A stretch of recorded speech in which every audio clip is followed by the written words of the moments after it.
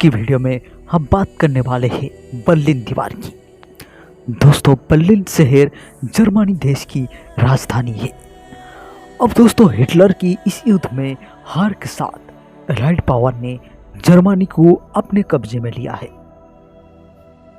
Allied power के दो मौजूदा गुटों के बीच यह देश का दो हिस्से में बंटवारा होने जा रहा है, यानी जर्मनी की पूर्व हिस्सा जिसका कंट्रोल यूएसएसआर के पास रहा, तो दूसरा हिस्सा ब्रिटेन समेत अमेरिका और फ्रांस के पास रहा। दोनों देश की चुने गए सरकार के द्वारा देश को चलाने लगे। जहां पश्चिम जर्मनी पूरी तरह से डेमोक्रेटिक कंट्री थी, तो वहीं पे पूर्व जर्मनी पे थोड़ी पूंजीवादी सत्ता चलती थी। हिस्से में अपने सत्ता चलाने लगे। जहां पश्चिम जर्मनी जिसका नाम रखा गया the federal Republic of Germany, और जर्मनी का पूर्व हिस्सा जिसका नाम रखा गया जर्मनी डेमोक्रेटिक रिपब्लिक, और इसका कंट्रोल यूएसएसआर के पास रहा।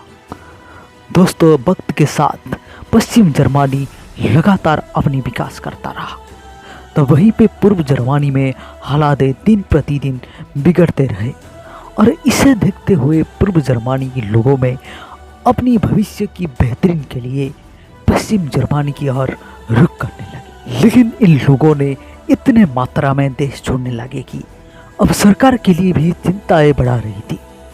अब इन लोगों को रोकने के लिए पूर्व जर्मनी से पश्चिम जर्मनी तक जुड़े हुए सारे रास्ते को पूर्व जर्मनी की सरकार बंद करने का फैसला करती है।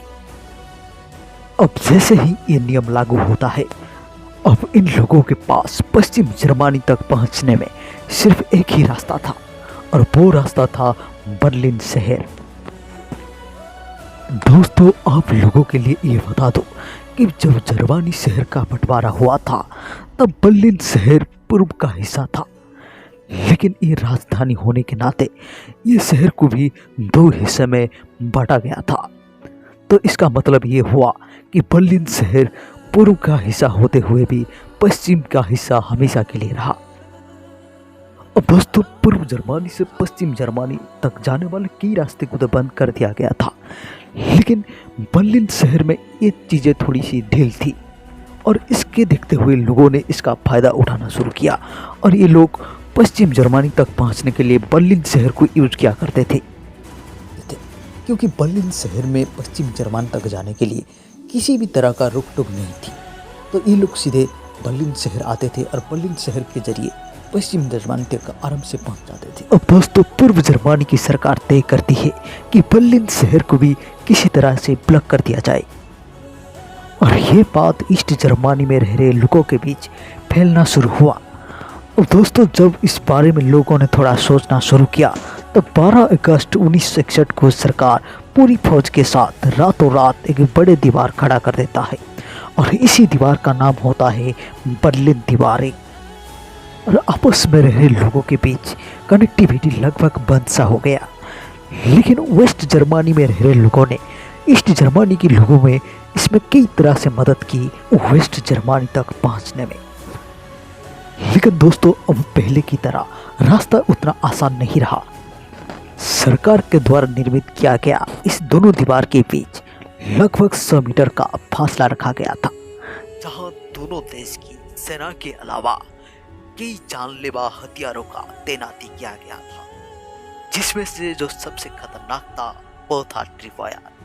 ट्रिपवायर एक ऐसा चीज था जो उसका तार सेंसर से होके सीधे मशीन गन से कनेक्ट था, और उसी वक्त मान लो अगर कोई इंसान उस दीवार को पार करने की कोशिश कर रहा है और गलती से उसका शरीर का कोई भी अंग तार से जुड़ा हुआ टच कर लेता है, तो तुरंत पर ही मशीन गन चल जाता था, और उसी वक्त ही उस इंसान का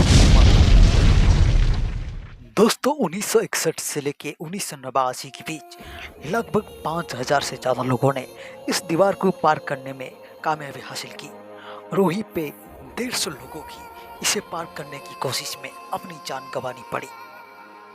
दोस्तों, 80 दशक का अंत आते आते यूएसएसआर इकोनॉमिकली उतना मजबूत नहीं रहा। यूएसएसआर पूर्व जर्मनी पे जितना खर्चा कर रहा था उसे बंद करने का फैसला करता है। के चलते पूर्व जर्मनी की सरकार के ऊपर प्रेशर और ज़्यादा पनपने लगा और अब इधर से ईस्ट जर्मनी के लोगों ने लगातार एक के बाद एक आंदोलन करते जा रहे थे और इसे रोकने के लिए अब पूर्व जर्मनी की सरकार तय करती है ईस्ट जर्मनी से वेस्ट जर्मनी तक जाने के लिए ट्रैवल वीजा को थोड़ा आसान किया जाए, चलते लोगों के अंदर गुस्से को थोड़ा शांत किया जाए और इसके लिए बाकायदा एक प्रेस कॉन्फ्रेंस रखा जाता है 8 नवंबर 1989 को। दोस्तों, ईस्ट जर्मनी की सरकार के पार्टी स्पोक पर्सन के द्वारा बताया जाता है कि ईस्ट जर्मनी से वेस्ट जर्मनी तक जाने के लिए जितने भी पाबंदियां हैं उसे हम आसान करने जा रहे हैं। लेकिन यहीं से उनसे एक चूक होती है। जब मीडिया पूछती है कि ये प्रक्रिया कब से शुरू होगी तो वो बोलते हैं कि ये प्रक्रिया आज यानी अभी से शुरू होती है। अब दोनों देश की मीडिया चैनल पे यही बताया जाता है कि अब से बर्लिन दीवार को हटाया जा रहा है और दोनों देश के लोगों ने इधर से उधर जाने की कोई भी पाबंदियां नहीं रहेगी। तो जैसे ही ये न्यूज़ दुनिया भर में फैलना शुरू होती है और लोग धीरे धीरे जर्मनी में बनी बर्लिन दीवार के पास जमा होना शुरू हो जाते हैं। दोस्तों, ये भीड़ वहीं पे इतने मात्रा में बढ़ जाती है कि वहाँ पे तैनात हुए गार्ड के जरिए भी इन लोगों को रोकने के लिए हिम्मत नहीं होती। तो आखिरकार 9 नवंबर 1989 की इस दीवार का अंत होता है